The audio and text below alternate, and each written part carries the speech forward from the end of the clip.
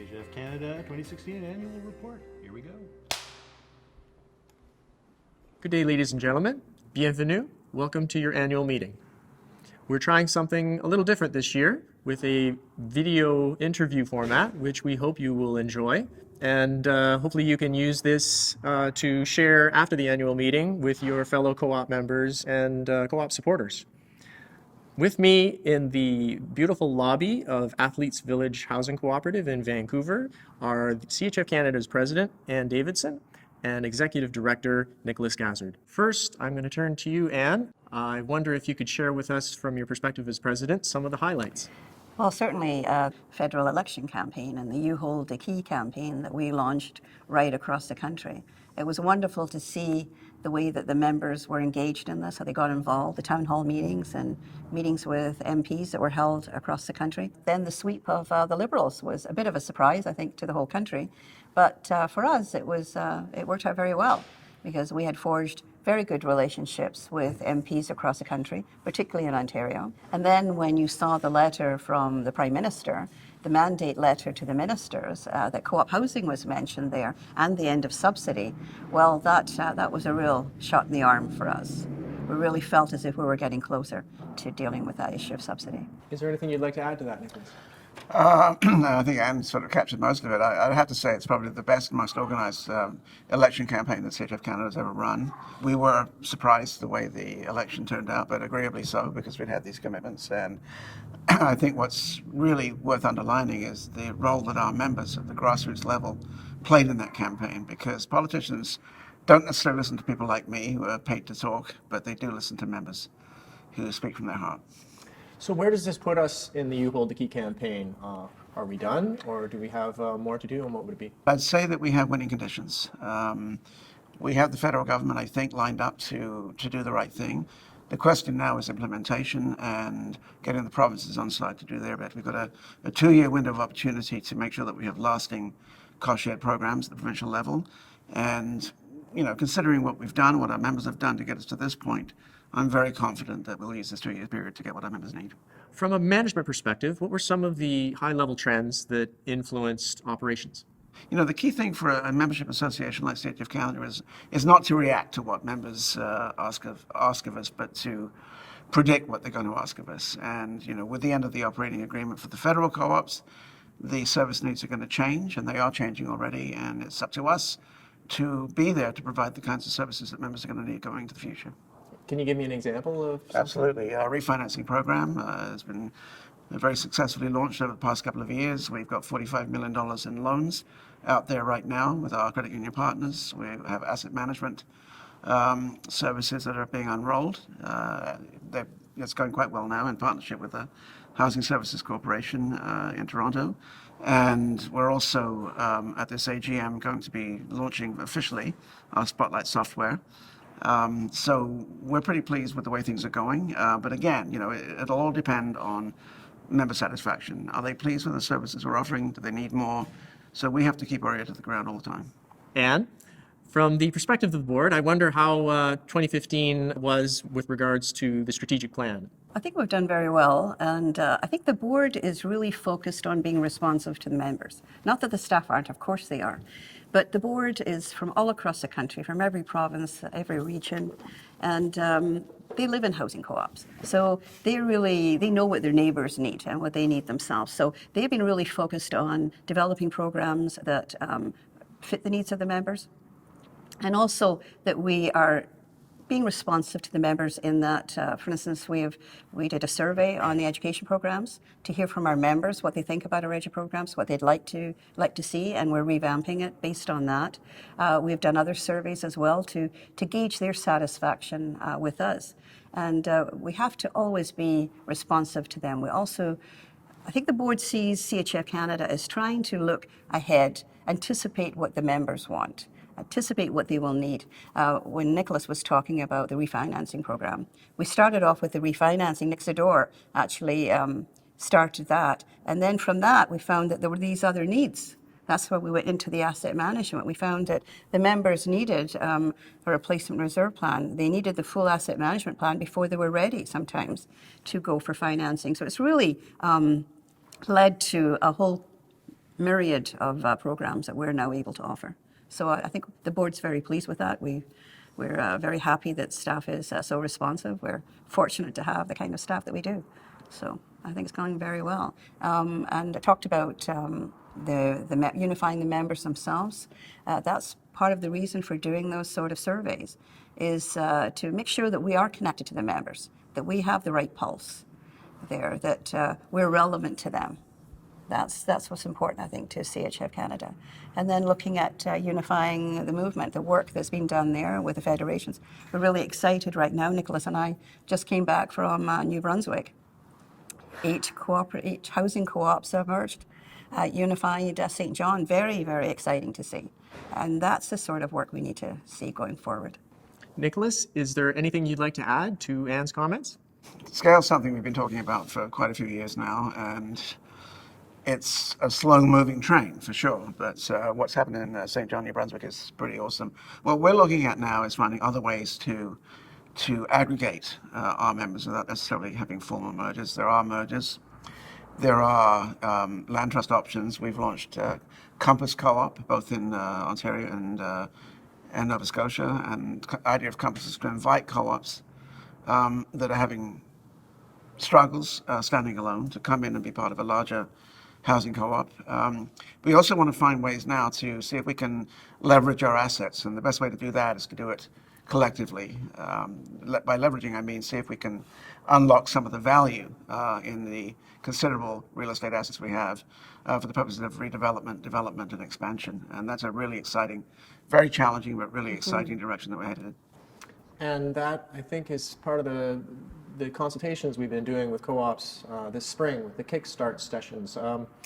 Anne, what have you been hearing from those Kickstart sessions? I know you've taken part in several of them. Yes, I took part in the one in Vancouver, which really started the whole discussion, and I think it's very exciting. You know, we've all been so focused on dealing with the subsidy issue and the end of operating agreements, and it looks as if we're making progress. I mean, I'm hopeful that we will resolve that issue, and you know, for us, and certainly for people who live in co-ops, it's about protecting our neighbours. It's about keeping families in their homes. But once you solve that issue, then we have to look at, well, how do we make this available to more people in Canada? You know, I'm fortunate that I live in a housing co-op. I have security of tenure. Don't I want that for everyone else? And sitting here in BC, I mean, the price of housing in Vancouver, it's impossible for young families to buy homes. We know that the co-op model is the best model. It provides secure, affordable, well-maintained housing. There's professional consultants, professional management companies, all the resources there to support building new co-ops. And I think that what we want now is to be able to expand that, find ways to create housing, be creative, create more housing for others. So given that we're having this discussion in Athletes Village Cooperative, which is a newer model of co-op development, would you say that this is the shape of things to come? Are we looking at this type of development model in the future? And are there any opportunities to capitalize on the money in the recent federal budget for housing development?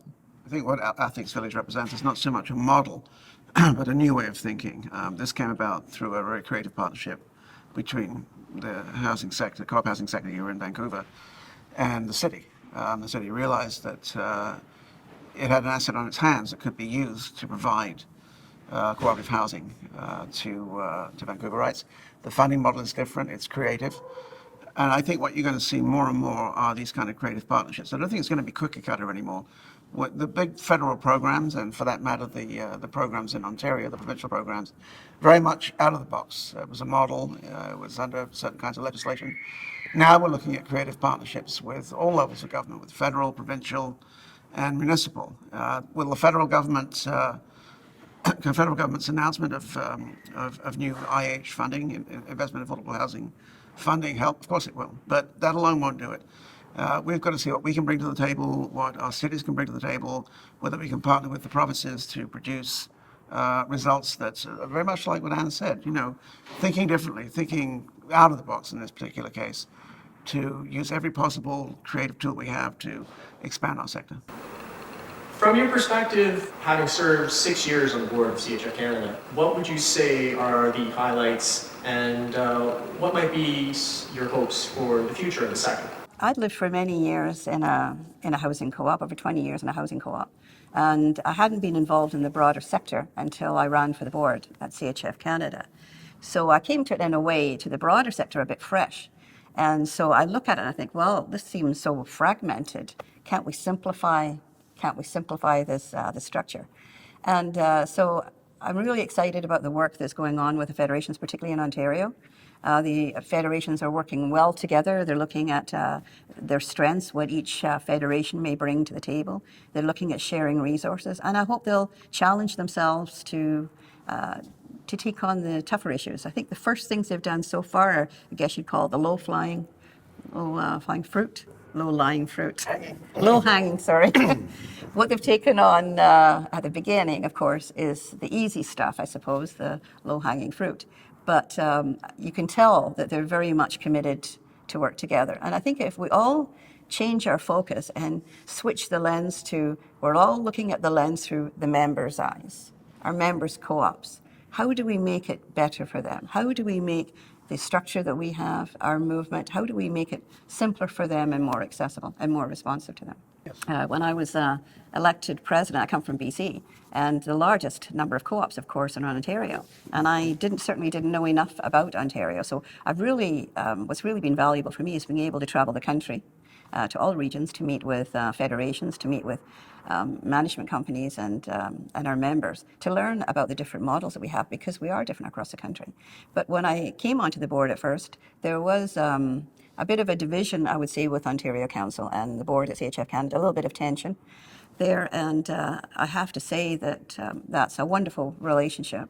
After I was elected, I asked if I could attend their meetings, because I really needed to learn all I could about Ontario. And they were gracious enough to invite me to all of their meetings. And that's been really valuable. So I would say that there's a very, very strong relationship. You also serve as the president of Cooperative Housing International. I think what I've learned from my involvement internationally is that the Canadian co-op housing sector punches above its weight quite considerably. We're quite small. We're 100,000 units of co-op housing, not even quite that. And you compare that to, say, Germany, for example, with 2 million.